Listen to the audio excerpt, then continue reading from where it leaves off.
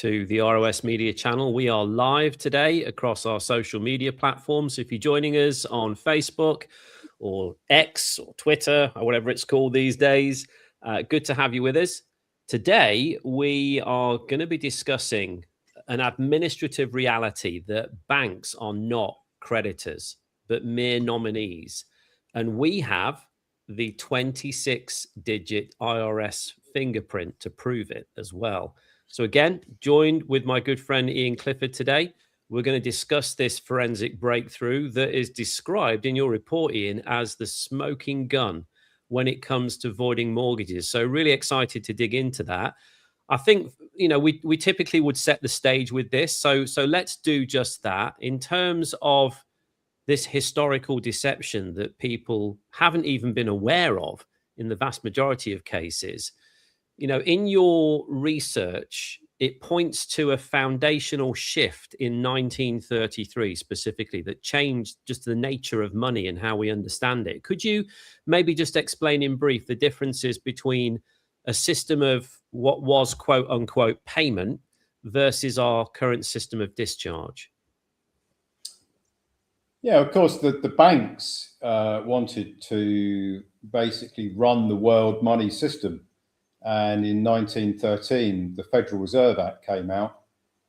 Just prior to that, you know, the Titanic sunk, and a lot of people believe that that wasn't a coincidence, because on that ship was a lot of top bankers who were who didn't like the Federal Reserve. They were trying to oppose it coming in, the Federal Reserve Act, because they liked money of substance. They liked traditional banking, where banks actually had reserves in gold or some other physical asset. Normally it was gold. So 1913, everything changed. And then we had the First World War, then we had the boom years of the 1920s. And then we had 1933, where House Joint Resolution 192 came out, which is probably the most pivotal act in the world of money ever, I'd say. Yeah.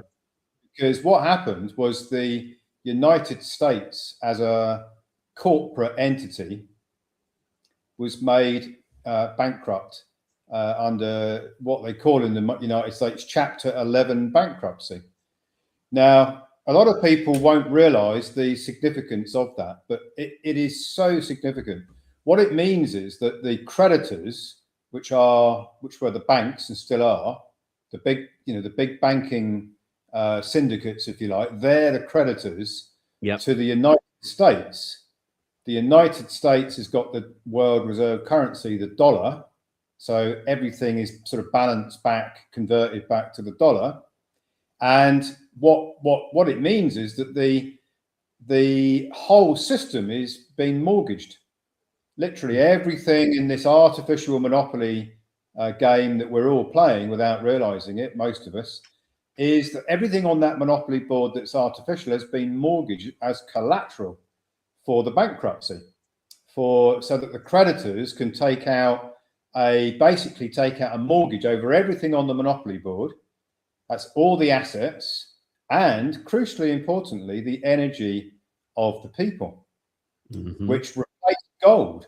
Gold used to be backing money of substance. Now you've got money of account that is backed by the energy of the people. So when it comes to a mortgage, the question that everybody should be asking is, who is the creditor to the mortgage? That's the key question. Yeah. Now, a lot of people have gone down this pathway and have realized that the banks aren't lending their own money. And they think that that is enough in its own right to void a mortgage, but it isn't. Okay. So you mentioned that the mortgage is created ex nihilo. We've spoken about this before, you know, Richard Werner's empirical evidence there, Bank of England. There's a lot of documentation that supports this, but that it's created ex nihilo from the borrower's signature. How does human credit energy become this circulating obligation then for a bank? Well, what's happened is, you know, part of the reason why there's a birth certificate it's the registration of a corporate banker on this artificial monopoly board. So you've got a newborn baby that's brought into the world. The placenta is registered. That becomes the decedent estate, but that decedent estate registered to the state is a banker, as confirmed in the Bills of Exchange Act 1882.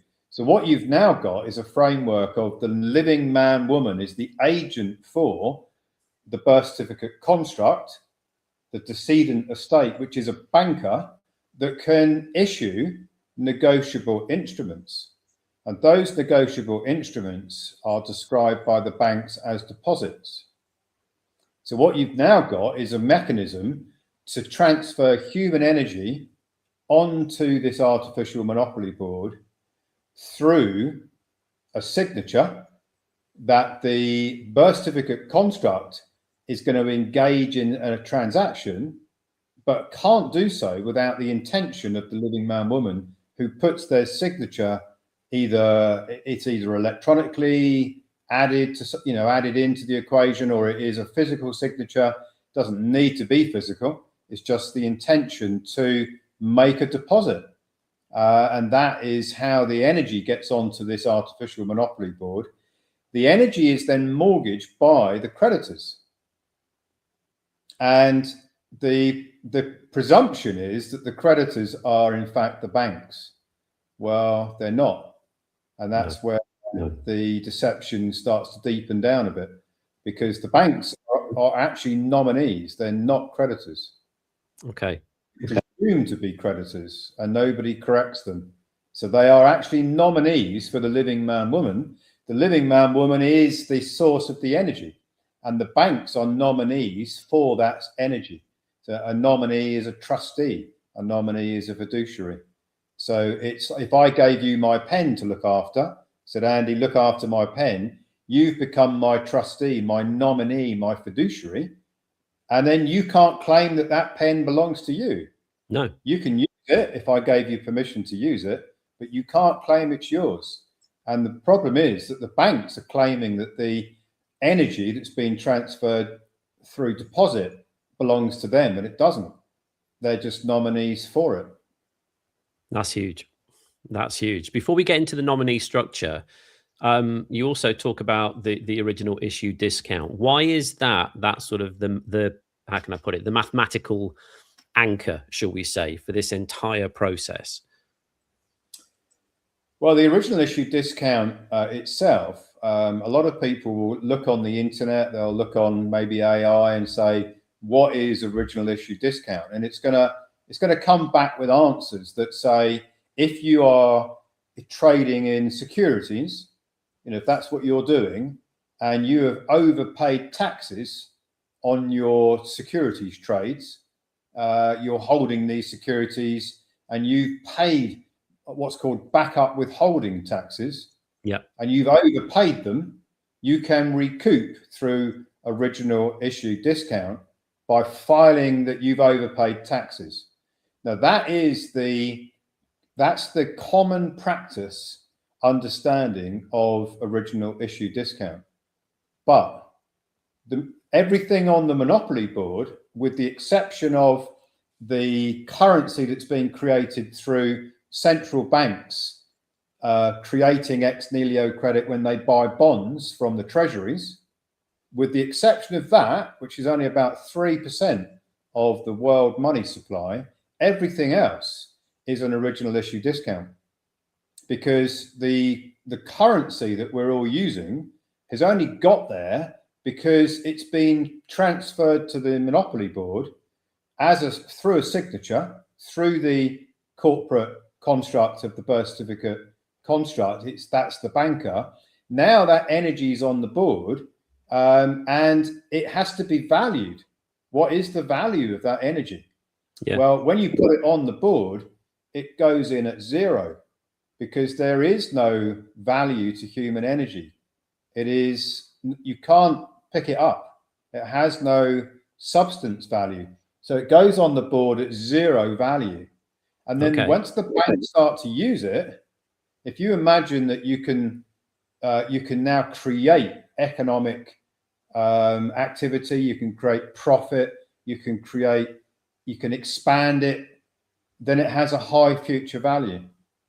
It's like saying that you could take the ingredients of, fuel, the individual ingredients that aren't mixed together aren't worth very much. But as soon as you mix them together and put them to work, then they become very valuable. Now, the energy on its own, it can't operate on the monopoly board without being converted. It has to be deposited, and the banks have to channel it into their mechanisms that they've got, all of their methodologies and frameworks that they run, and then it can be used on the monopoly board. And now it's got a high future value. And the original issue discount is basically every time it's being used, the energy, it has a usage value. And you can discount back from a very high future value to a current value, which is original issue discount. And that determines the amount of taxes that the banks that are using the energy should be paying for the use of the energy. And they're paying those taxes to the bankruptcy trustee, which is the United States Treasury. But those taxes don't belong to the banks. They don't belong to the United States Treasury.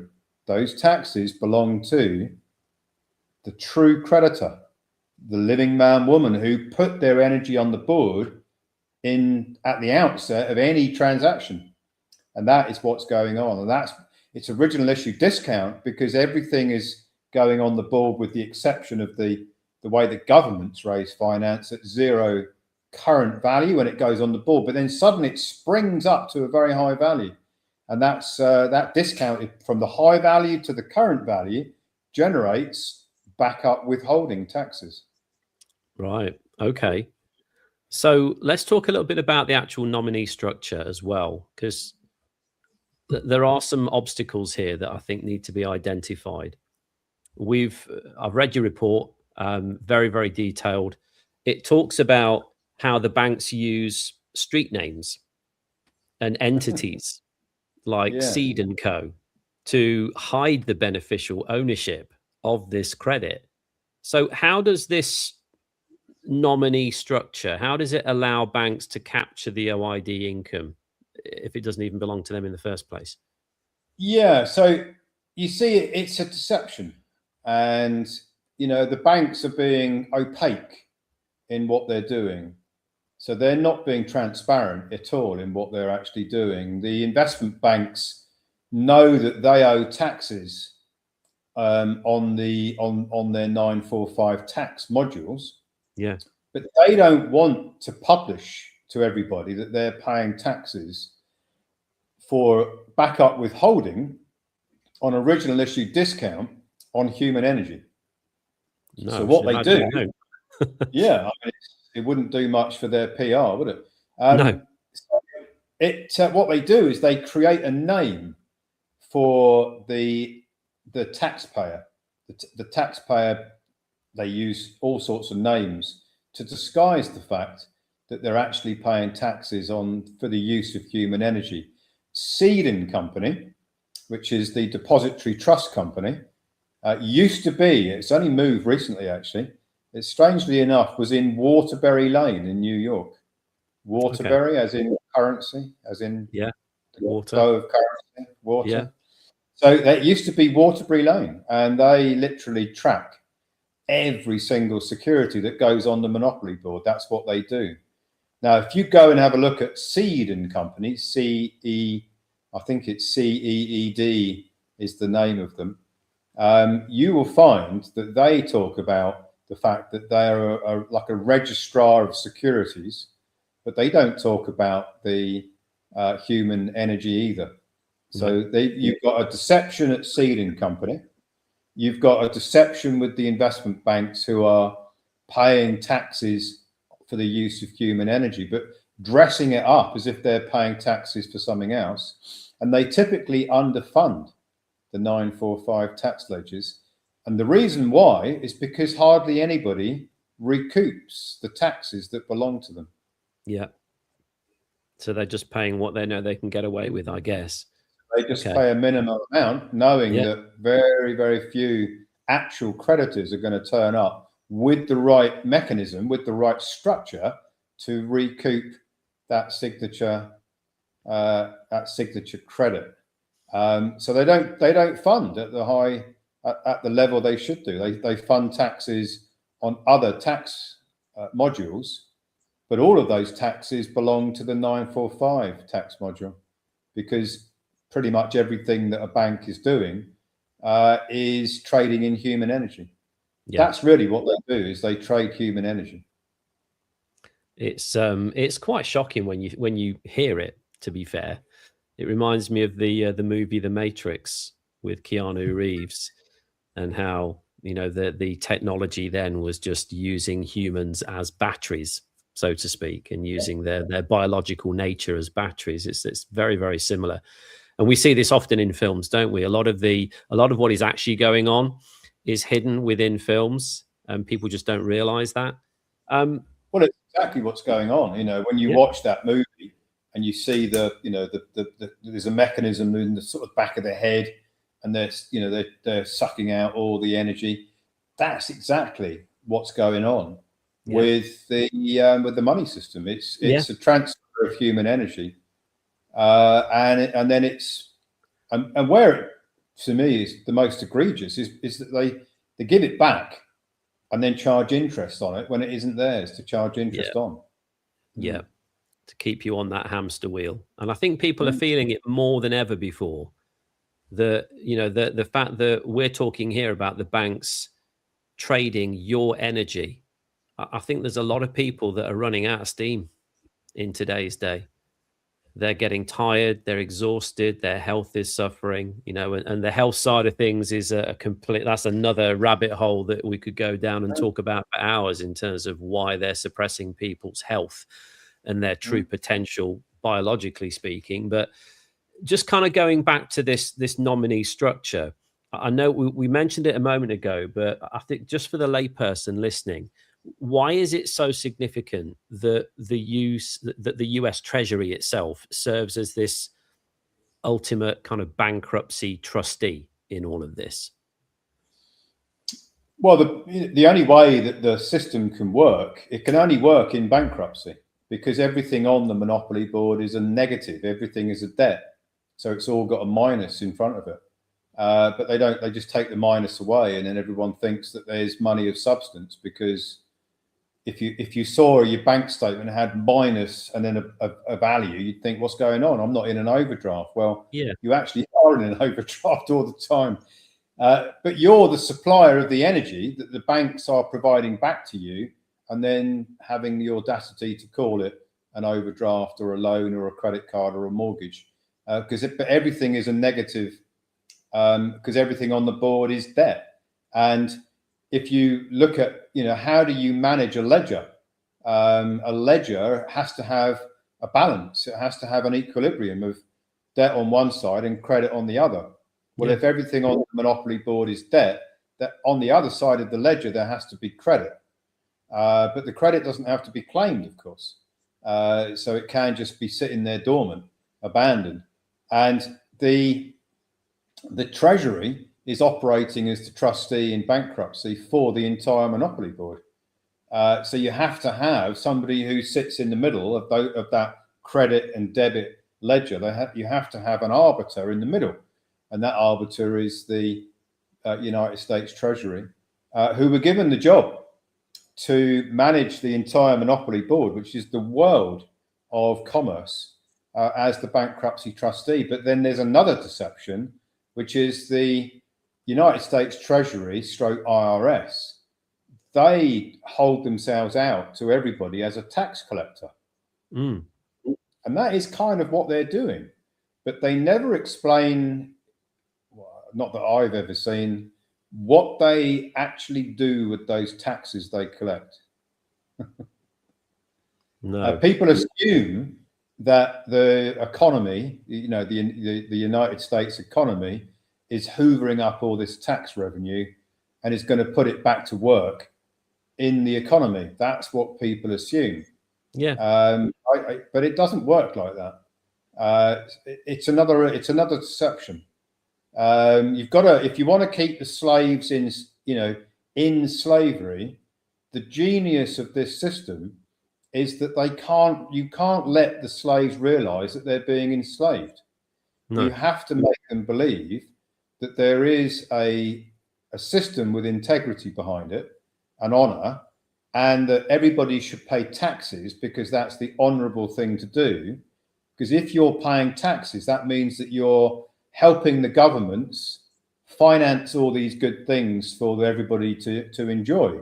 And of course, if you don't pay taxes, then you are delinquent. You are, you're a thief, really, because you're stealing things from the monopoly board without paying your dues. Is what they want you to believe.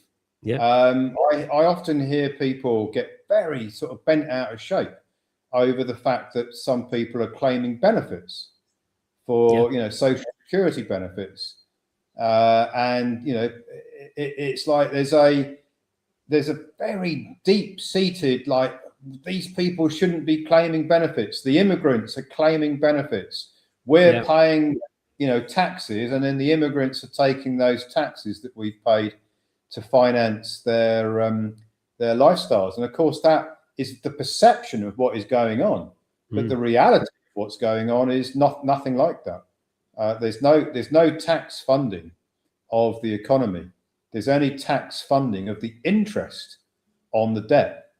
So the taxes that the treasuries and all the tax offices are collecting, they're not paying. Those taxes don't go straight into good works or good education and good schools and better roads and all these things. Yeah. Those taxes don't go directly to that. What they go to is to pay interest on the national debt. Well, the national debt was created ex nihilo, and it could only be created ex nihilo if the mortgage had been taken out, which it was in 1933 across the entire monopoly board. And, in order to underpin that mortgage, they had to take the birth certificates, and therefore any transactions that those birth certificate entities, those corporate constructs, transfer energy on the board. So it all comes back in a big circle back to the energy of the living is what is financing the whole board. Taxes is an illusion. The banks are using street names to hide the fact that they're paying taxes to the bankruptcy trustee for the use of the energy, and only 1 in a million is ever going to figure out what they're doing. Yeah. So they can deceive, the other 99.99% by making it look like there's a system that you have to play the game. You've got to keep playing the monopoly game, and if you stop playing it, you're gonna be in difficulty. So you've got to keep playing it. You've got to keep paying your taxes. You've got to keep paying the interest on the debt, because if you don't, you're going to end up in a dire straits. And that's all part of the slavery model. And the genius of it all, of course, is that 99.99% recurring actually believe all that to be true, because they don't look. They just simply don't look into how it works. So. Well, I know that you have, and I know that you have a solution to this as well. So I want to talk about that next, because I think when people understand, and specifically we're going to relate this to mortgages, just one form of security that you create during your lifetime. I'm sure most people have had a mortgage or know someone that's had a mortgage or several mortgages. So let's talk a little bit about the actual solution to this fiduciary framework. You talk about a 98 series international grantor trust. Again, we've spoken about this many times. Why is this specific classification necessary to remain off the board from the domestic sort of corporate debtor system as we know it? Because we talk about standing, don't we? Being a debtor or being a creditor. So if you could just please explain a little bit about the 98 series grantor trust and why that's so pivotal to this. So in order to reposition the ledgers, who the tax is actually owed to, right? So at the moment, the banks are paying taxes to that's the investment banks who are using the human energy. By the way, all mortgages are securitized. I've yet to find one that hasn't been. So they're all securitized, and the investment banks are trading them. That's the most blatant example of trading human energy, because the human energy was transferred onto the monopoly board through the signature. It was then converted. It was a deposit of energy. The banks created this matching liability, which then was sold to, that's a security that's sold to the investment banks. And we'll come back to why they do it like this. There's many reasons, but we'll come back to that in a minute, because they do it deliberately. They separate it, and I'll explain that in a minute. Then what happens is the banks are paying taxes on the securities, on the original issue discount. That's the backup withholding on the use of the human energy. And at the moment, the United States Treasury is not questioning that the banks paying the taxes. They presume that they are the creditors, and nobody corrects them. So all the time they presume that, and there's no correction of who actually is the creditor. Then they get away with acting as the creditor, even though they're not. So they are on very, very thin ice when it comes to their claim that they are the creditor to the mortgage security, and then that claim of creditorship is transferred through to the originating bank, that the mortgage provider. So that you've got this chain between the originator, which is the mortgage provider, the investment bank that's trading the security that was only created through the human energy, and both parties are presuming that they are the creditor to that mortgage. The clearing bank, that's the mortgage provider at the front of the transaction, who then sells the security that they've created to the investment banks. It might go through a few more steps, but ultimately it ends up in the investment bank area. And then there is this tax payment, which is occurring every year for the use of the energy, where the investment bank is presuming to be the creditor. And what makes it worse for them is that they are trustees. They are actually named as indentured trustees, because there are indentures for each of these mortgage securities, the bundles of all of these mortgage securities. The investment banks operate as nominees and also indentured trustees. So that one fact there, right? Why would there be an indentured trustee looking after these securities? And the answer is because they're not the owners of them. They are the fiduciaries, the nominees, indentured trustee. They're the trustee for the securities, which the actual energy belongs to someone else. So they are looking after it as the custodians. But when they fill in their annual returns as trustees, they actually report that the value of the securities belongs to them. Right. Okay. And it's actually a fraud, but they get away with it because they are able to presume without question, because nobody questions them. No, literally nobody. I'm not saying nobody does, but very few people ever question the fact that the indentured trustee is the creditor. And you can prove that they're not, and that's, maybe we'll come on to that in a minute. Yeah. So where does this 98 series trust come in then? Why do we need that specific classification? Well, you see, the only way you can prove that the investment bank indentured trustee is not the creditor is by putting another nominee structure onto the monopoly board. So you're not operating off the board. No, you're just putting a structure on the monopoly board that can operate as a nominee for the true creditor, and that makes it the creditor. It makes it the creditor entity on the monopoly board. And that entity is the 98 series grantor trust, which is a foreign alien to the United States. So although it's got a tax reference number, it's not part of the United States system. It's international, and it can then it sits on the board as a nominee, creditor, holder in due course of the credit energy, the human energy that was put on the board through the signature. It can lawfully hold itself out without any challenge.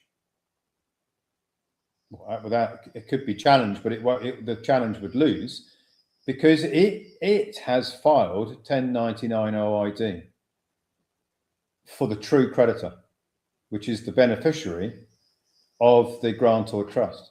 So you see the living man woman now is they're off the board when they put the energy through the deposit, the person, the citizen, the birth certificate construct. They can't recoup that energy. They can't hold themselves out as the holder in due course because they're a debtor. The entity itself, the birth certificate construct, is a debtor. It's a banker and a debtor all rolled into one. But then the living man woman can be a beneficiary to the grantor trust, operating as a nominee, operating as a holder in due course of the credit energy, and it earns the right to hold itself out like that because it files 1099 OID. And if you look at, you see it on my screen here, IRS publication 1212, that's exactly what it says in IRS publication 1212. When a 1099 OID is being filed, basically by the creditor, it then shifts the presumption to a fact. The banks are presuming that they're the creditors. They lose that standing. They become debtors. And on this particular mortgage, if we're talking about a mortgage, and the 98 series grantor trust becomes the holder in due course, the creditor entity representing the living man woman who's the beneficiary. And that changes the whole game. That is the game changer, by the way. No, I know we've spoken about that before, because you can't be on the board. We can't be on the board as a living creditor. We can only have the piece that's on the board currently, the birth certificate construct, but that is a debtor entity, not a creditor. So I get the whole off-board scenario with the 98 series trust, but you've mentioned holder in due course here, and that trust is the holder in due course. How does there's another form that you talk about, IRS form 56. How does that establish the trust's standing as the holder in due course?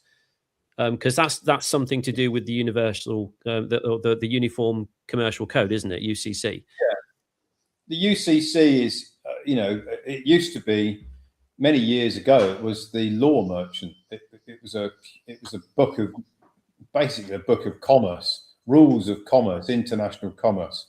It was upgraded to the Uniform Commercial Code, which is basically a rule book for securities trading. It's two telephone books. If anybody out there remembers telephone books, if you put two of them together, that's your UCC, full of codes and procedures, and basically a rule book, really. And in that rule book, it's telling you that what the holder in due course is, and the holder in due course is the true creditor or representing the creditor. Which, of course, is what's happening with the grantor trust.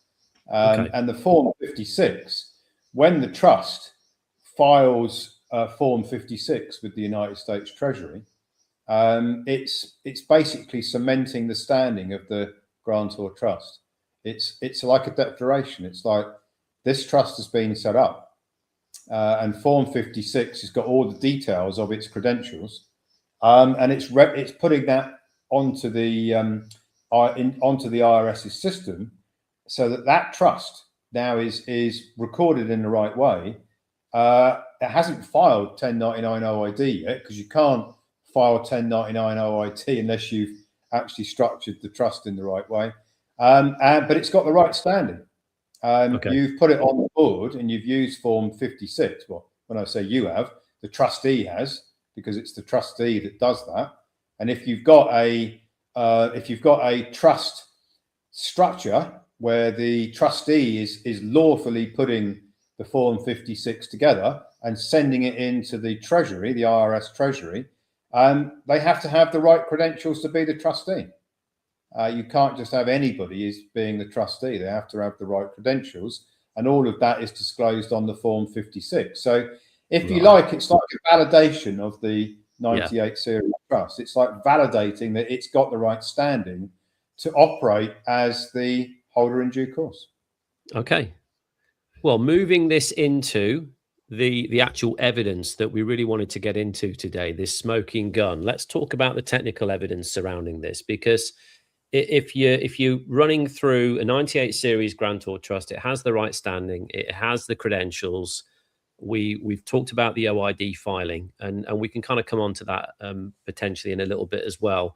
But I want to talk about this digital fingerprint, because this is quite critical, isn't it? The title of your report calls this 26-digit fingerprint as the smoking gun. What exactly is this alphanumeric string? Because it's a 26 digits of numbers, letters. Why is it superior to maybe just a standard locator number?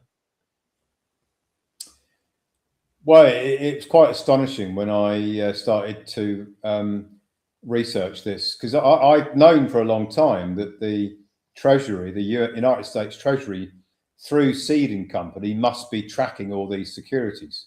Yeah. But I couldn't find for a while how they were doing it.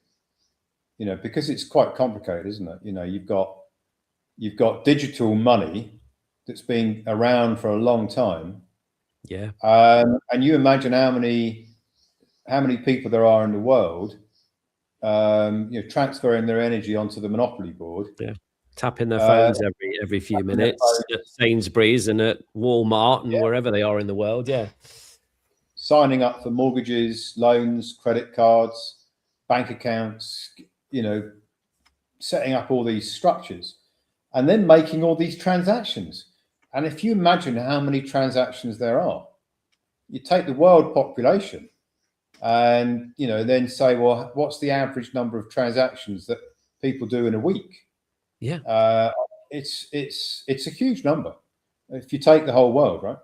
Because for the benefit of the audience, just for the benefit of people watching this, I mean, I know we've spoken about this on another interview, but just for clarity, we're not just talking here about mortgages that have been taken out or, huge loans or large credit card bills, whatever that may be. We're talking about every single transaction that you give that intent to, whether it be a real signature or a digital signature. It is a means of intent. So I spoke about using your phone. Every time you go to the local supermarket or you go to fill your car up with fuel and you tap your phone, if you use contactless, that is a signature. That is a security created. So are you saying that there is a 26-digit alphanumeric code for every one of those transactions globally? Yeah, I mean, I remember watching one of the movies that I've enjoyed watching is the Enigma. It's the Enigma code, and it was based on the Enigma machine and the guy who allegedly invented the computer. That's right. And so if you've ever watched the movie, it's got Dominic Cumberbatch in it. He's the guy who invents the cipher that untangles the Germans. Allegedly the Germans had a messaging system, and they were moving all their armies and navies and air forces about with this Enigma machine, and he came up with a system that would be able to untangle their signals and make sense of them. And he used the first computer. It's worth watching the movie if you haven't seen it. It's a great film. It's a great film. It's a good film, yeah, and it's actually based on a true story, so it's even more relevant.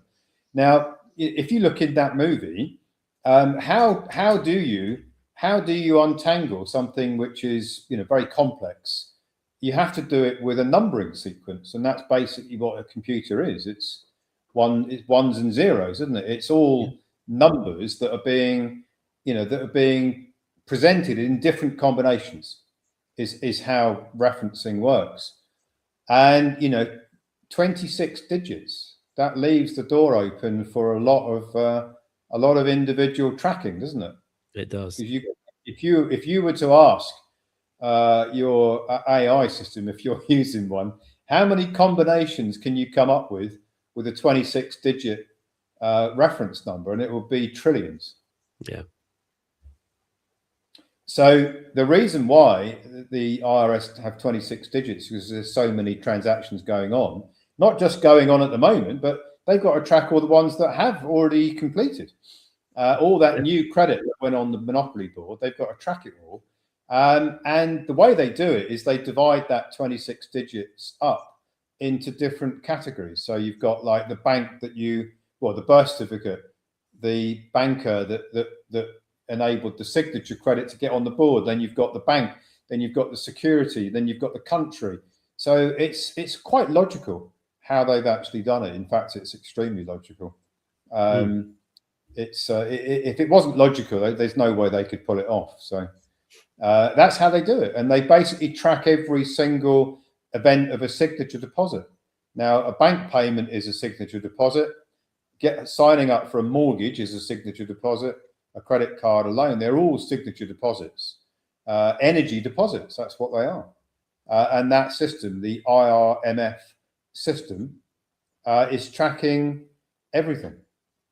And people say, well, we don't want digital money, we don't want tracking and tracing. We've already got it. Had it for years. Yeah, I get that. Interesting how it's 26 digits and there's 26 letters in the English alphabet. I don't know whether there's any correlation to that or not, but possibly not. That intrigues me. I'm going to look into that because there's a lot of things in this whole system that, like things like Waterbury Lane for the company that's tracking, holding all the records. Waterbury Lane, really?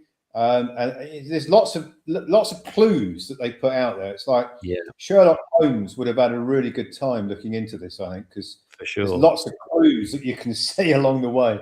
That you join them all together and you make up you can figure out the plot. Well, I think I've figured out the plot, and I think I've figured out who done it, and it's not us, it's the banks. No. So if we've got access to these 26-digit codes, how does having this string of code turn what would have been maybe a legal theory into an actual verified fact, a ledger verified fact? And how can courts not ignore that?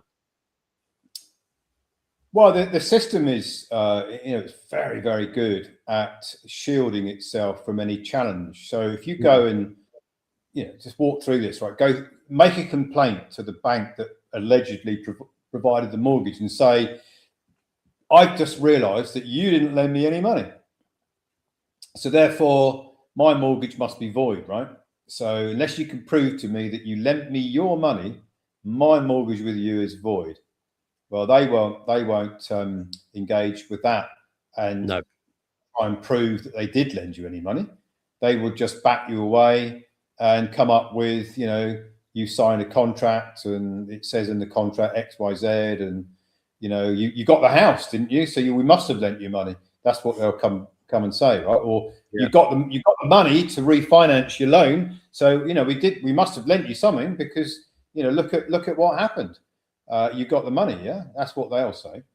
And then you go to the court and you might say, well, I've got proof that the banks don't lend their own money.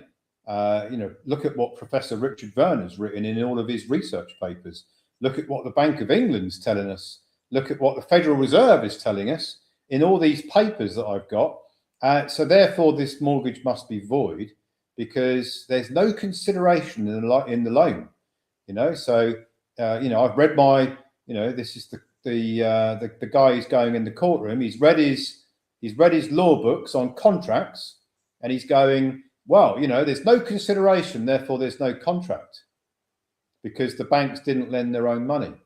And then he might say, well, of course, you know, when the bank transferred my signature, and if he's really smart, transferred my signature credit to the investment bank, there was a registration gap, meaning that the bank that's pretending to be the mortgage provider, they weren't actually entitled to take a charge over the property, because they had sold the credit to an investment bank. So there's this gap which has been written about. So therefore, my mortgage is void. Yeah, and the judge is going to say, well, you got the house or the money, so therefore we can forget about the contract argument.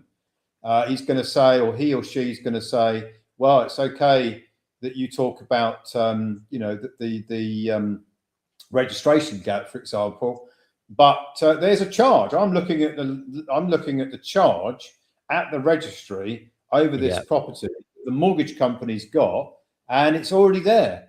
So, you know, all these other very high profile, very complicated presentments that you're bringing in the courtroom, it doesn't really matter to me. If I'm a judge, I'm going to say, well, is there a charge on this property? Yes or no? Well, I see it, and I see it's been registered, and nobody objected to it at the time. So therefore it's still there, and that's all we're talking about, isn't it? We're just talking about the mortgage charge on the property.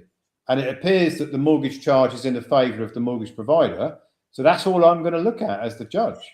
I don't care about signatures. I don't care about contracts. I don't care about registration gaps. I don't care about wet ink signatures. I don't care about, you know, is it a fair contract? Because people have said it's an unfair contract.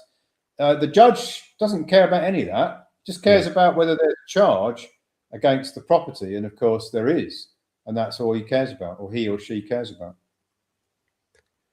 So let's talk about the actual protocol itself then, because I think it seems to me like this is a bit of a labyrinth for people to be able to try and navigate and understand how to do it. You can't just go into the court with all of this documentation. And as you've clearly pointed out, they're only interested in the fact that there's a charge against the property. So whatever you present, but in terms of the actual protocol to go through this, clearly there is a sequence. There's a sequence, there's an order in which things need to be done. Timing's important.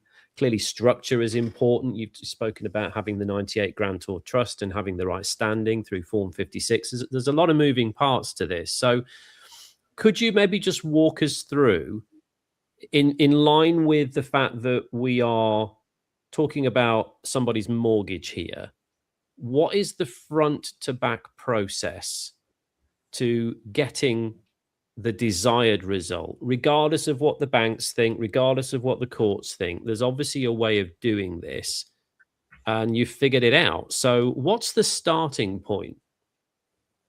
Well, the first step is that you've got to realize that you're not going to win against the mortgage provider, whether you're complaining or whether you're in a courtroom, with any of the arguments I've just outlined, because none of those ever work. Now, you know, as I've said many, many times, court cases are not about right and wrong. Court cases are about procedure. So going in arguing that the bank didn't lend any money, that's right and wrong. Well, the courts don't care about right and wrong. They only care about procedure. So what you've got to do is you've got to be able to fit into the procedure of the court. So if you are looking to void the mortgage, then you've got to win the battle before you started it. So the art of legal warfare, Sun Tzu, the art of war, don't ever go into battle until you've already won. It's pretty smart, yeah? I mean, why would you want to lose? You know, it's pretty important, yeah? So you're going to have to try and win before you start.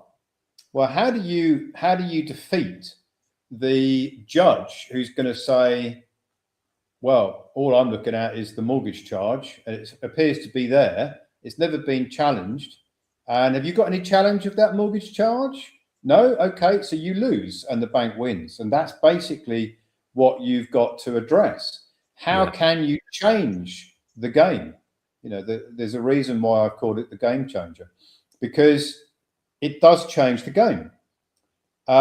but you can't just go into the court or complain to the bank that provided the mortgage and say, well, you know, over in New York, there's, you know, I've just established that the investment bank, the indentured trustee, they're not the creditor, because no one's going to listen to that.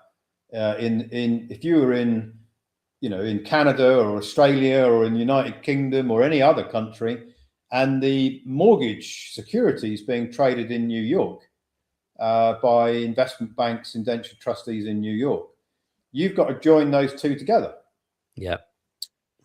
So, you know, it's like two planets in the universe. One planet doesn't care what's happening on the other planet. So in the local area, wherever the mortgage was granted, that's like a planet. And then there's another planet over here that is trading the mortgage security. Well, those two planets need to be joined.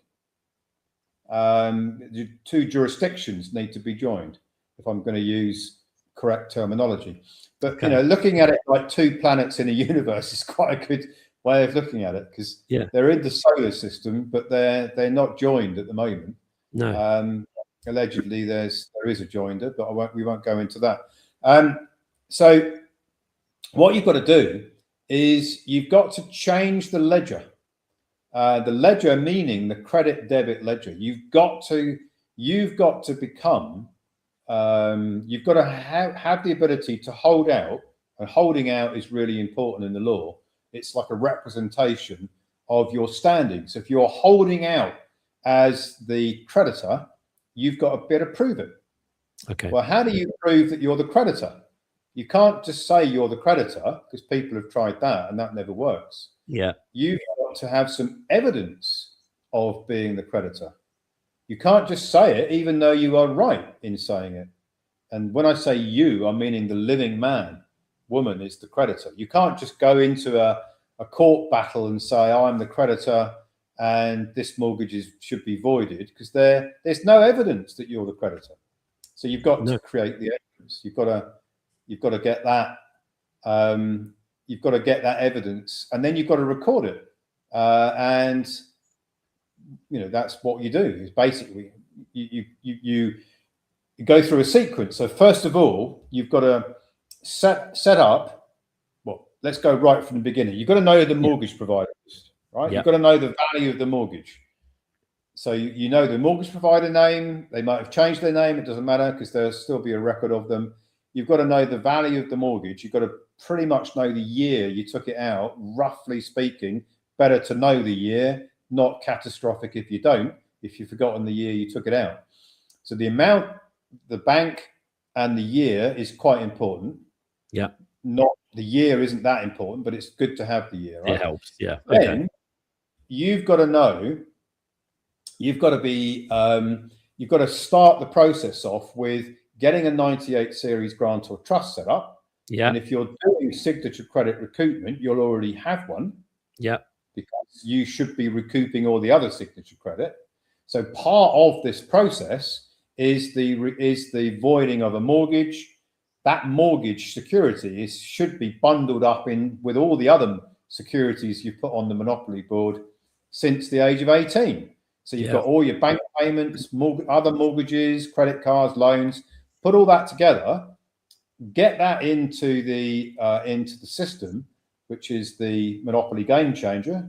You know, that's the system there. That's the protocol. And part of that, the actual mortgage that you're looking to void will be the linkages between its creation, the outset, the signature that created the mortgage, the transfer of it, energy through to the investment banks. That will all be reported in a very, very important report. So there will be a securitization report that will track the signature, the bank, the bank that allegedly lent the money on the mortgage, the investment banks, the securities where they're actually holding the credit energy, and importantly, the taxes that they're paying on the use of that credit energy. So all of that is tracked and put into a securitization and holder in due course report. Now, what I've been able to do is to get an AI system to track all that, which is quite astonishing, really, when you think about it. Because I would say so, because that would be an impossible thing to find amongst billions and billions of transactions for an individual to manually try and do that and find that from a mortgage that might be 20 years old. Amidst everybody else's mortgages and everybody else's securities that they've created, throughout that time frame. I can't imagine that ever being done manually. So let's talk about that. Let's talk about the audit side and the tracking side then, because I think that's important.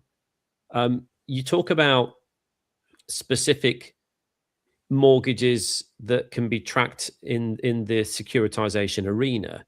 Can you explain this? You talk about a triangulation process, don't you? Using CUSIP numbers. Is that what you're talking about here when it comes to tracking this stuff? Well, it's part of it, yeah. It's okay. The CUSIP is a securities reference number.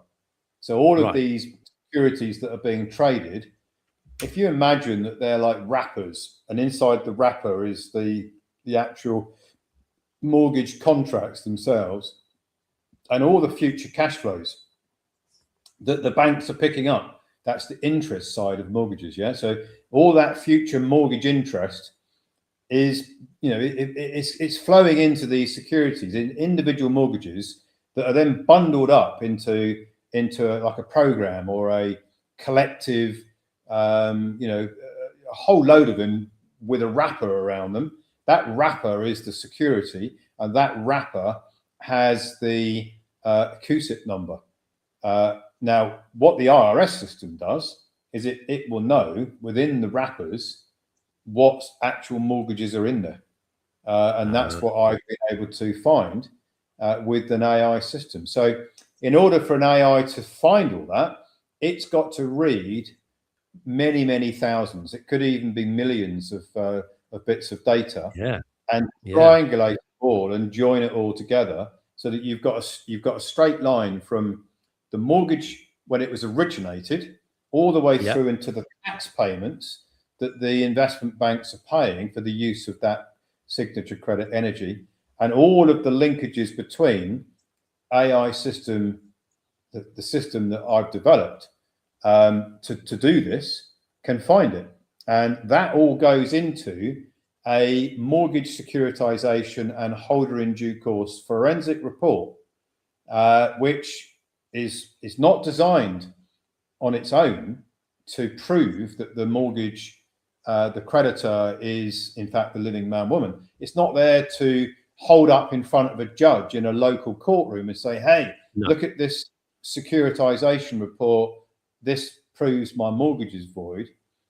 What it's designed to do is to categorically prove to the indentured trustee, which is the investment bank, that they are holding themselves out, breaching the Indentured Trustee Act of 1939 on three key areas, that they are basically lying. Just to summarize it without going into all the detail, they have been sending in returns presuming that they are the creditor to this mortgage security, and in fact they're not. So they've misreported it, and that's a big problem for them. Yeah, they're supposed to report the truth, and they're not, because they get away with it because they're never challenged. So when you've got that report, then you now need to challenge the indentured trustee to prove that they are the creditor. Well, they can't prove that because the grantor trust, that, remember, we set up the grantor trust as the nominee, as the holder in due course. That grantor trust has filed 1099 OID, and the IRS, and this is critically important, has confirmed that that particular mortgage, the security that is being filed under the CUSIP number, now the holder in due course is now the grantor trust.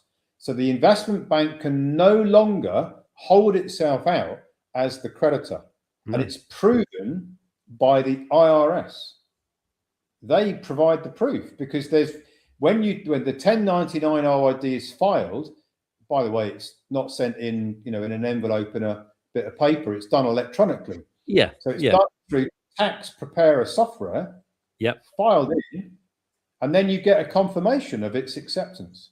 Well, the trust does, and that is the proof that now the mortgage the ledger is now being corrected, and you shifted the presumption from the investment bank who were presuming that they were the creditors. Now it's on record at the IRS that the grantor trust is the holder in due course, the creditor entity. That's the game changer right there. That proof from the IRS. Yeah. And that all links to this 26-digit reference number to solidify that as well, because every single security has one. So there's no getting away from this, is there? There's absolutely no way out for the bank when it comes to what you've put together here. Well, the only way out for a mortgage, by the way, the mortgage provider is no longer, they're basically a servicing agent, right? So they created the mortgage from the signature. Yeah, okay, fine. And you couldn't have got the mortgage without them, so they have got some value in this transaction. But they then sold it on, made a bundle. They make a lot of money on mortgages. Multiply the face value of the mortgage up is what they're making for being a middleman, right? For just being a middleman and having the accounting credentials to convert signature credit into currency, and then they sell it on, do very well from that. And then they do even better than that because they get a share of the interest that is being paid every month. Most of it goes to the investment bank, but they get a share of it as the servicing agent. So even at that level, it's like, well, you guys who are claiming to be the mortgage providers, all you're doing is collecting the interest really on the mortgage and maybe the principal, but it all flows back to the investment bank, who don't really have any entitlement to it. If you want to go deeper into it, which I have done, what entitlement does the investment bank have to this interest? That's a subject for another discussion probably, but Sure. So what you're going to do here is you're going to turn a presumption into a fact. The presumption that the banks are making and they're getting away with it, and the reason they get away with it is because they've separated the jurisdictions. So in the local area, you've got the mortgage provider, and the courts only care about the charge. They don't care about what's going on, in New York. No local court's gonna say, well, I take on board everything in this package of documents here, because they're going to say, well, we don't care what's happening in New York. No, we don't care what's happening in some investment bank. That's nothing to do with the charge. So they've separated, compartmentalized the front end of the process with a big line down the middle, which is when the mortgage security crosses over to the investment banks. Yeah. And the local courts are going to say, we don't care what happens over there. That's Mars and Venus. We don't care what's happening on Venus. We only care what's happening on Mars. And Mars is where the mortgage charge is. So that's all we care about. And that is what they do, so that they don't have to engage in arguments about, does the bank lend money? Is the mortgage securitized? Is it fair? Is there a true contract? All of these things, they already knew that they were going to be challenged on all of those things. And their defense is it doesn't matter because that's happening on Venus and we're on Mars. And that is basically the defense. So you've got to bring those planets together. And that's what my process does. So when it comes to the charge being removed, because obviously if you're going to avoid a mortgage, then the charge needs to go. So how can a homeowner use the 1099 OID, the ledger correction, to argue for the removal of the mortgage charge based on the fact that this is a mistake in the register? So you've got to get the indentured trustee into a courtroom, and that typically happens in New York. It doesn't have to. It typically happens in New York because, strangely enough, nearly every investment bank is operating in New York, which is quite an interesting concept in its own right. So you've got to get basically either the investment bank is going to surrender and say privately, yeah, you're right, we're not the holder in due course anymore, or you've got to get it on record. So it's either going to be on record because you're taking them to court in New York, which it's not as daunting as it sounds, because the matter is really quite simple. You've got a forensic securitization report, mortgage securitization report, that proves all of the linkages have been proven in the report. You've got confirmation. The trust has got, I keep saying the trust has got confirmation that the mortgage, the 1099 OIDs changed the holder in due course to the grantor trust. You've got all the proof. You've got the proof from the tax filing software and the IRS acceptance of it. And you've got IRS publication 1212 that says that as soon as the nominee files 1099 OID in accordance with publication 1212, the ledger has to be corrected. And you've got all of that in your securitization report. And that report, if the investment bank indentured trustee is going to argue, the only argument that they can come up with is, well, we're not the indentured trustee for that mortgage. That's the only thing they can say. But the securitization and holder in due course report, because they've been able to get away with that argument many, many times before, right? But in the securitization report, it is pivotal. It's what is going to make the difference here. It tracks everything. Right. So they're going to have to prove that that tracking is not correct. And I say it is. And I say it's been done by AI. And I say that they can't defeat it because the only weak defense they've ever had is, well, we're not the indentured trustees for that mortgage. Go and prove that mortgage is in our under our purview, and you can't do it. No, but you can now with the mortgage securitization report. So this AI-based system, I want to talk briefly about that as well, because I think the orchestration behind this allows for scalability as well to some extent in terms of people being able to do this with a mortgage. So let's just say that the technology is automating that, as you said. It allows us to discover the data, forensically speaking, which would be impossible for a human to track. There's something in there that you talk about, which is called timeline delta as well. How does that help you predict when manual intervention, let's say, is needed in this process to kind of satisfy a recoupment? Well, the key event is the creation of the grantor trust, the tracking of the whole A through Z tracking with all the reference numbers, all the names of all the entities that have all been joined together in this process. Then the standing of the grantor trust that files the 1099 OID. Then you've got the acceptance of that filing from the IRS through their software, because it's their approved software that is being used to file the 1099 OID. You get an acceptance back that proves that the grantor trust is now the holder in due course. You've got the reference to the IRS 1212, and then what you do is you file something called an adverse claim.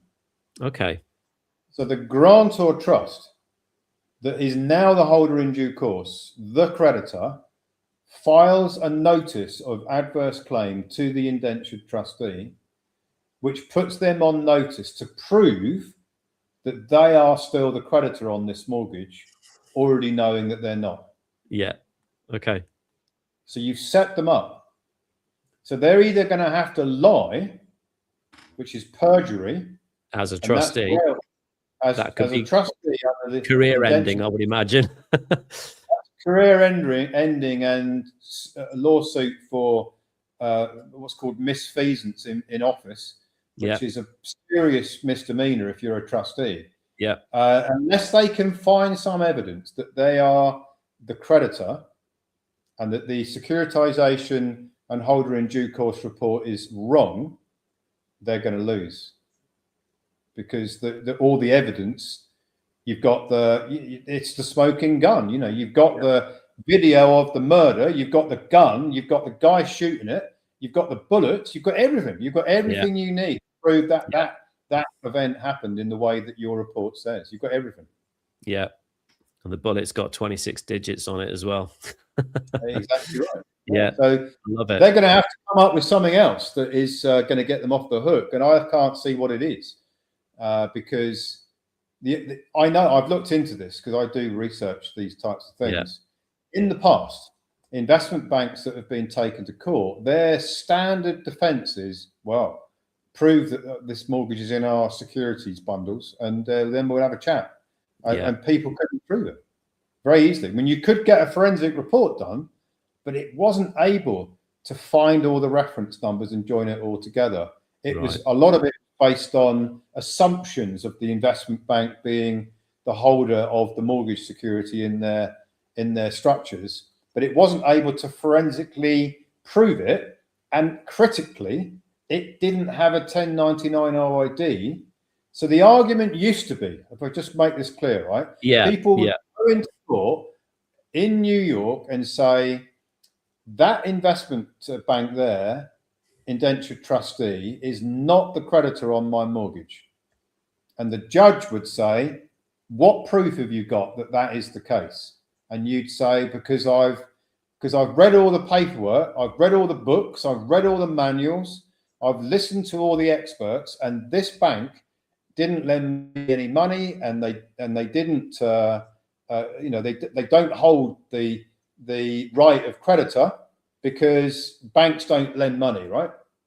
And the judge is going to say, well, that's a very interesting point that you make there, but what proof have you got that this bank isn't holding your mortgage as the creditor? Yeah. And you say, well, I don't have any proof, but I've got all of this circumstantial evidence that points to the fact that this bank isn't the creditor. And the judge is going to say, without evidence, what do you want me to do? You know, I can't award in your favor if you're not providing me with the evidence. Yeah. So that's what it used to be like, right? And the banks would say, well, we don't know where your mortgage is. You know, we can't confirm one way or another whether your mortgage is in our securities bundles, because we've got millions of mortgages. So unless you can prove it's in there, we'll see you later. And then that case loses. Yeah. So that the difference that we've got now is we've got, and by the way, the forensic reports would be filled full of assumptions, you know, and you pay a lot of money for these reports. We're talking many, many thousands for a forensic mortgage report, securitization report. So we've now got a system that can do that, as long as we've got the base facts of, as I say, the mortgage name, the name of the mortgage provider, the rough year, the amount. The system can track it. And that, to me, is the irony of AI, is that people don't like it because it's part of the control agenda, but you can actually use it to pick the lock of the investment banks and get into their inner circle of where they've always had their defense, and you can use it. You can use it against them to reveal the truth, because everyone's got to remember that I'm not coming up with some system that is it's dishonorable, or it's some loophole, or we're attacking the banks because they're the good guys and we're going to take them down because we don't like them. All we're doing is revealing the truth about how a mortgage works, and that everyone's being deceived, and has been from day dot, from when mortgages were first introduced. And all we're doing is exactly what Sherlock Holmes used to do, is prove it. Yeah. So for somebody, let's say someone's facing a mortgage foreclosure, I want to talk a little bit about, practical steps moving forward. What would be the very next step that person would need to take now that we've seen the evidence, now that we understand at least the mechanics behind how this works, that you've got the right standing, the right entity on the board, you've got the IRS 1099 OID going in, so that's verified by the IRS, goes through the 810 algorithm. Again, probably goes on to the wages and tax transcript as evidence to the fact that it does belong to the 98 grantor trust. All of this is kind of going on in the background. So what would be if someone's in up against the wall in mortgage foreclosure, what would be the first steps they would need to take to align themselves with this particular protocol, the monopoly game changer? Yeah, but there's two main scenarios that go on. There's the mortgage which is being serviced, where there's no arrears, or might just be a little bit of arrears, but there's no imminent threat of mortgage foreclosure. Yeah. And then you've got mortgage foreclosure, where typically there's a lot of arrears. The mortgage provider is filing in court, or they've already filed to court to get a foreclosure, a warrant for the foreclosure event, and the eviction of the mortgagor, which is the alleged borrower. So you've got those two scenarios. So if it is just voiding a mortgage, then there's lots of time, right? There's no imminent time threat here, right? Okay. So you're not up against it. You haven't got the bailiffs turning up in a few days' time. You've got lots of time to establish the monopoly game changer. You've got to get that on board, right? You've got to get on board with that, which is the combination of the Envoy protocol, the Asset Fortress protocol, and the Currency Creation protocol. That's your bundle. What I'm advertising at the top here. That's your bundle, right? That gives you the structure that you need to be able to now, and we will be launching this soon, use an AI and avatar combination, which you will be able to access, where it will guide you that you're doing, you're running this case, right? So you are going to run your own case. We're not running your case. We're just giving you the avatar and the AI system that will run the case. So if it's a mortgage, if you're voiding a mortgage, there's no court case, right? So that is a different scenario to a mortgage foreclosure. If it's voiding a mortgage, the first thing you're going to do is you're going to enroll in the monopoly game changer. You're going to make sure that the mortgage that you want to void has filed 1099 OID. So all the things we've already spoken about, you've got to get all that done. That can be done within the first sort of month or 6 weeks of starting off. Now you've now got the big first domino has fallen over for the mortgage provider, right? So you're still paying the mortgage. They don't even know that you filed 1099 OID. No, that's what I love about this. They haven't got a clue what's going on in the background. They're on Mars and you're on Venus doing it over here, right? They don't know what you're doing, and they don't need to know. And there's nothing they could do about it, even if they did know, right? Because you're only following the law it's basically you're following securities law. That's all you're doing. So you get that in place. And then the next thing is you're going to get a mortgage securitization report. Critical. That report, without that report, you haven't got the evidence. Sherlock Holmes hasn't found the murder weapon. You've got to get that report, right? And your AI system will enable you to get that report and create.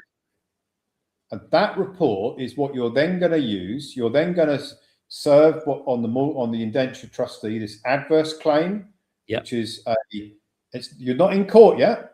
No, you haven't got to court yet. You're just serving a notice on the indenture trustee. It's called an adverse claim, giving them the opportunity to prove that they are the creditor. If they don't come back with proof, then they are admitting that they're not the creditor. So now you've got evidence from your mortgage securitization report, and you've got the fact that they haven't rebutted the notice. You're acting completely honorably. You're saying, look, Yeah. I say that you're not the creditor. You've got a certain number of days to prove that you are. Unless you prove that you are, we'll see you in court. Yeah. And even if you prove that you are, we'll still see you in court because we're going to dispute that. Once the time is elapsed on the adverse claim, you then file for a court hearing, which is mostly done on the papers, by the way. So you don't have to fly to New York and stand in a courtroom and argue with high-flying New York lawyers. You don't need to do that. You just need, it's all done on the papers. Nearly every single court case these days is done on the papers, right? It's only really high-profile cases or lower down cases in the magistrate's court or the county court, which is just like a drama session. Nearly everything else, certainly in this area, is done on the papers, right? It's all done electronically. So the case will then, but your AI system will create the documents that you need to file to court. You're also going to serve, and this is critically important. You're going to serve, because serving is very important in any process in the legal system. You're going to serve on the mortgage provider and the indentured trustee. Yep. That the case is now going on in New York. Yeah. And that case is only talking about one thing. It's only talking about whether the indentured trustee is or is not the creditor. Yeah.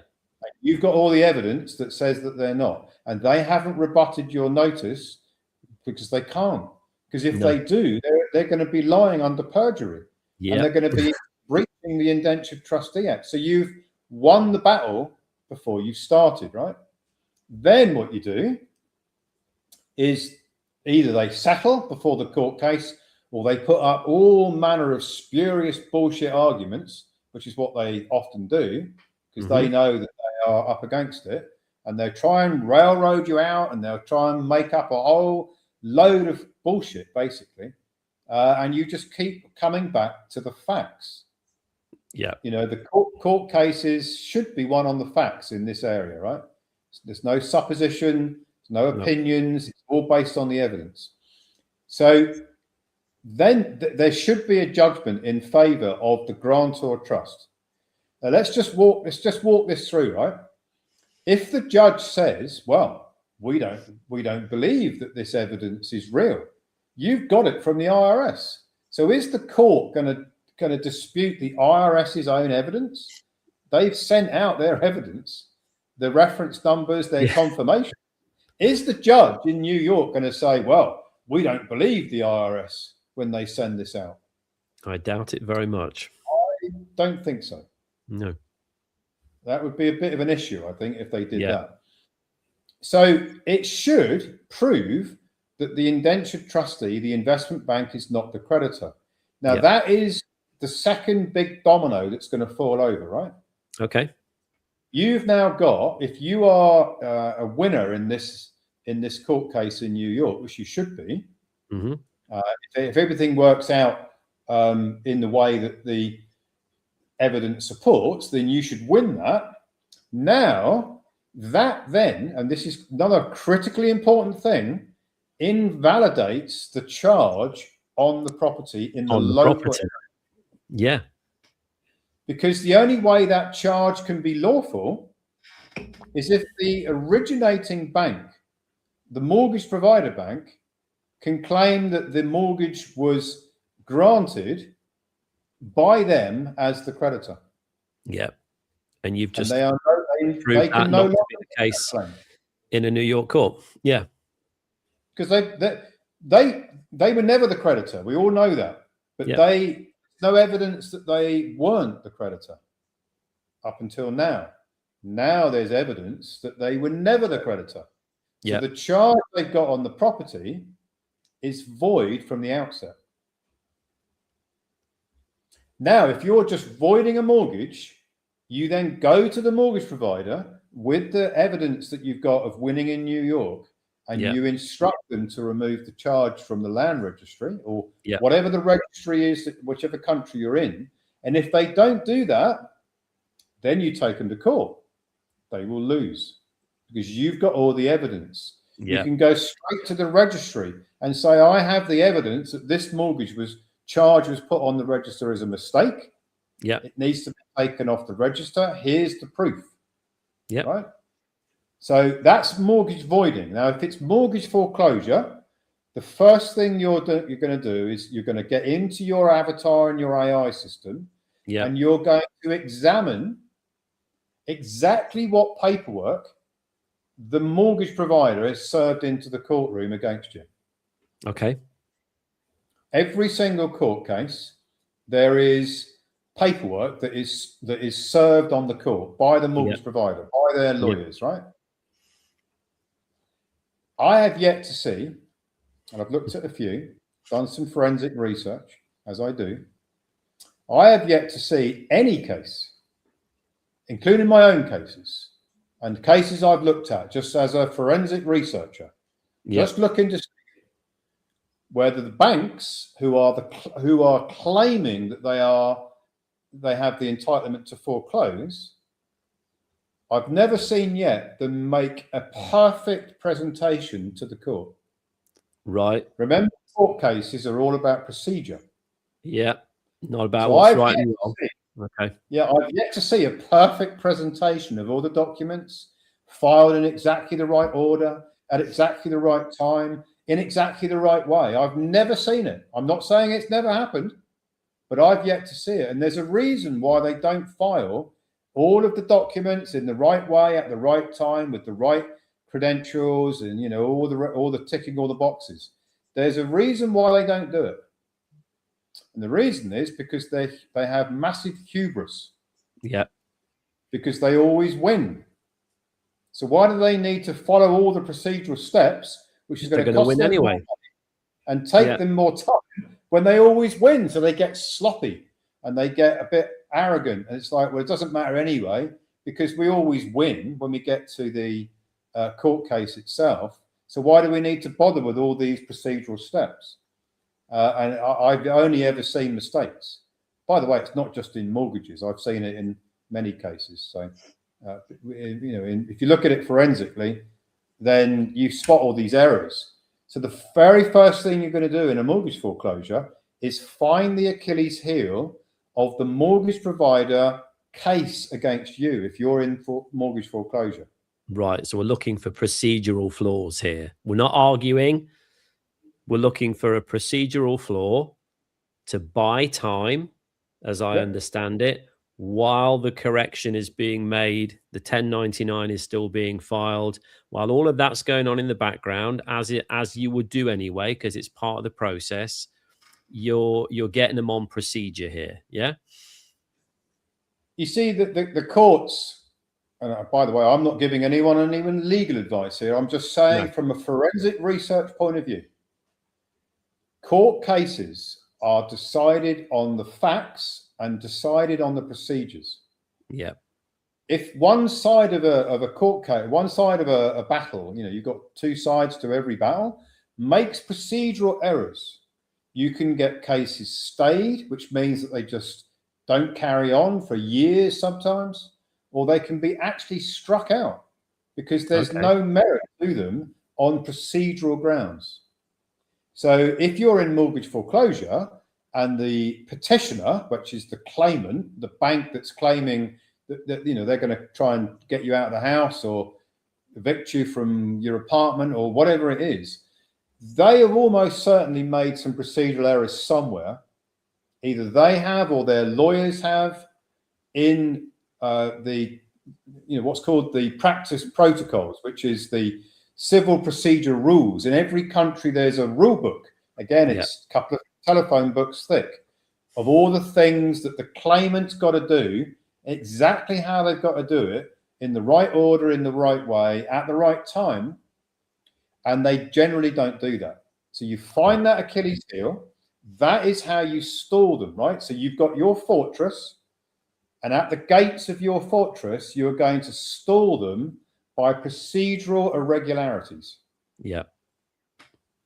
Whilst you're working away in your filings, in your grant or trust, and your 1099 OID, and your IRS publication 1212 and your forensic securitization report, which you're doing all of that, in and the they background. don't know you're doing No. it. You don't need to disclose it because it's your right to do it anyway. So you're just buying time until you can win in New York and then bring your win from New York back to the case in the local area. Yep. And now your presentment in the local court, if you're in foreclosure, is not, there's no signed contract. There's a gap in the, the registration gap. There's no wet ink signatures. The bank didn't lend me any money. You're not arguing any of those things. No. You're going in there with a judgment from New York that says that the mortgage provider never lent you any money with the proof. Yeah. Because signature credit came from you. And you've now got the forensic proof of it from a superior court. Because when you look at international jurisdictions, there's something called comity. Yeah. Now, for people to get their head around this, right, the party of interest in a mortgage is not the mortgage provider if the mortgage is being securitized. The party of interest is the indentured trustee. Yeah. So they have superior position in this mortgage, yeah, because they claim that they're the creditor. So if there is a court case win against them and they are above the mortgage provider, remember the mortgage provider is a servicing agent. Yeah. So by default, they've given up their standing because they sold the mortgage. They're just a mortgaging servicing agent.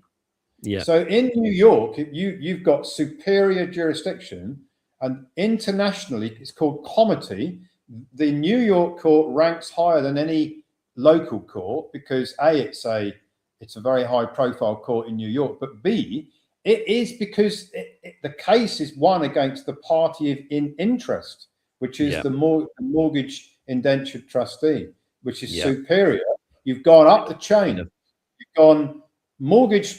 You've gone to the ledger, which is the United States Treasury, the IRS, and you've gone to a superior court.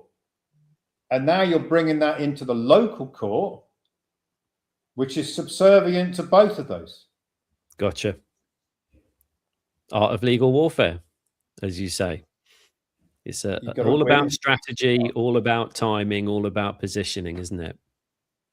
Yeah, you got to win the battle before you go into it. And, I'm not saying, and just to be clear, I'm not guaranteeing that every single one of these is going to win because I can't guarantee that. I can't guarantee anything. All I can do is all I always do is look at the process and find its weaknesses and come up with a solution to those weaknesses. That's all I can do. So, I'm not giving a cast iron guarantee that this will work every time. I can't, because who knows what can happen. There could be a judge who's been bribed with, around the back door. Who knows what can happen. All I can say is that if there is a railroading that happens, there will be an appeal. There will be the opportunity to appeal. Let's just talk about the worst that can possibly happen. Yeah, I wanted to say that. Or, in terms of, let's say you didn't win, because you've got your 1099 going on in the background over here. Let's not forget that. You've got your recoupment of that abandoned credit energy, the taxes paid coming back in. So worst case scenario, let's just kind of unpack that for a second. Let's imagine that you're in mortgage foreclosure and you're going to hold the enemy at the gates. You found a procedural error. You've stored them. There's all sorts of delays going on because of what you found. Your AI has found that. You're not looking for that, by the way. The AI is looking for it. Yeah. You've loaded up your documents into the AI, and the AI is going to find where the weakness is. So you've stored them. You've set up the Monopoly Game Changer. You've filed your 1099 OID on the mortgage and all your bank payments and all your other mortgages and credit cards, loans, if you've ever had any of those. So you're now sitting on probably a multi-million-dollar signature credit recoupment event. Yeah. In nearly every one of our members that's doing the signature credit, it's multiple millions is what they are looking to recoup. Yeah. It's more, almost certainly a great deal more than the mortgage face value. Yeah. So the worst that can happen is that you lose the court cases and then you discharge the mortgage with the signature credit recoupment. Yeah. And then guess what? You then recoup the discharge. So you, in common language, you've paid off the mortgage from your trust, because that's where your signature credit is. The funds are going to go to your trust. You've paid the mortgage off by discharging it with the signature credit recoupment you've just received. And that in itself, that event of discharge is another signature credit event, which puts more energy on the monopoly board, which you can recoup back in the following year. Yeah. So you cannot lose.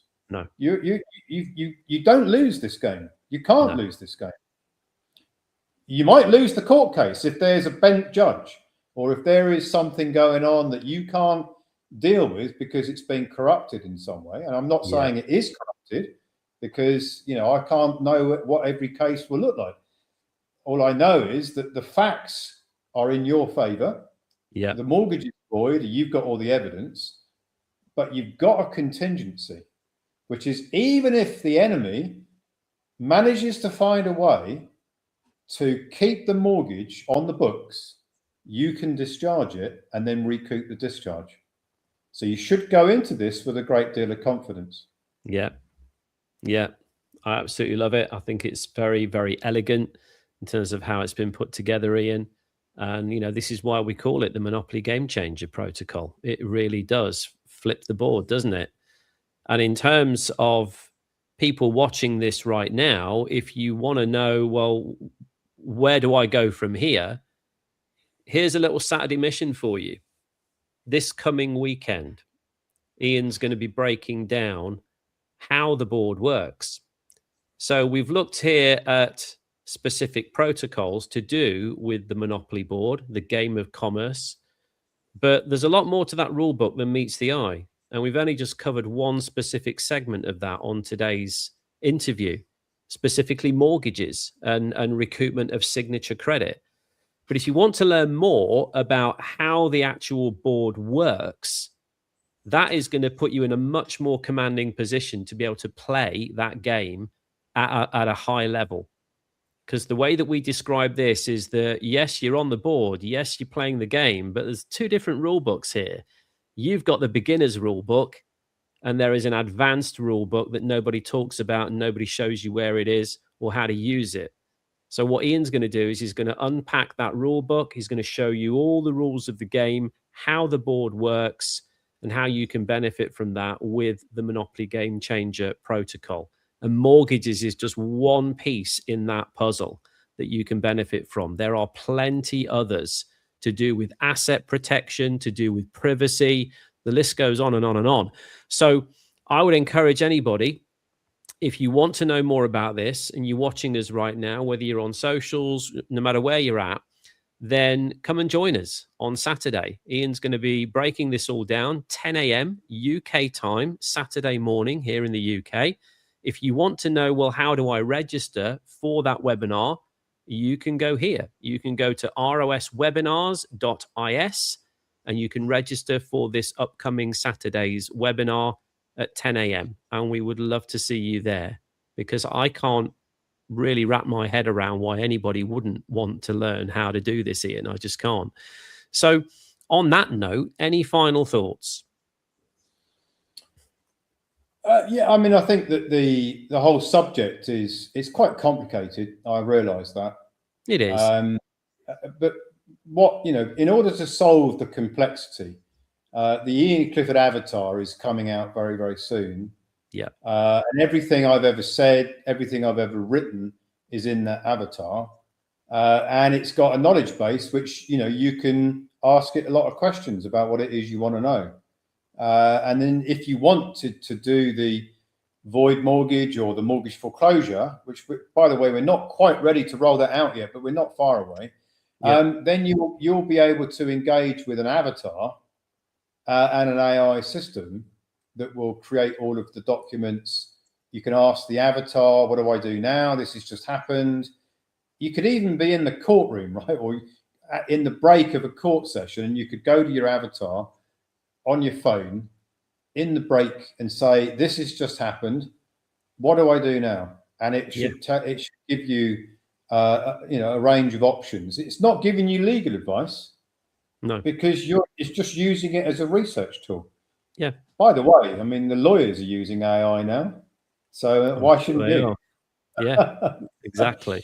And my final thoughts are that if you are daunted by it all sounds too complicated, we're trying to make it easy by facilitating the Monopoly Game Changer.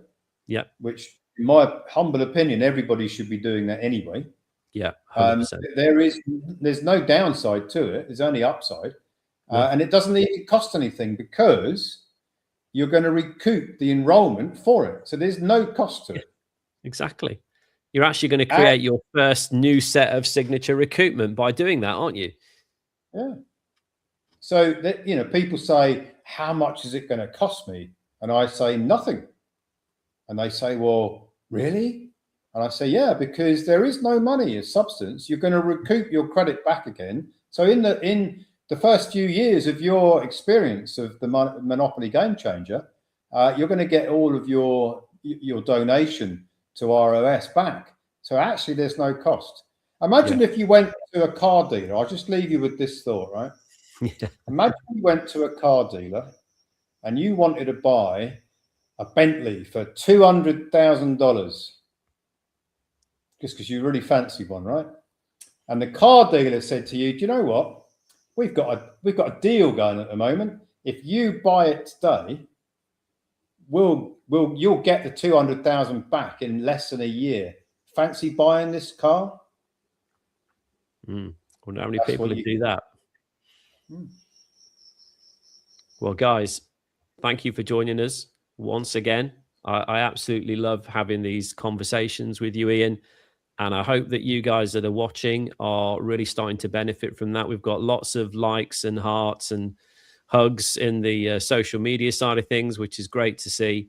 But really and truly, the only way that you're going to be able to help yourself is by taking action. So I hope that we see you on Saturday.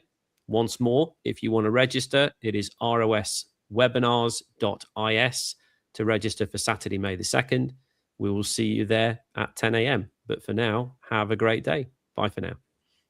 Bye now.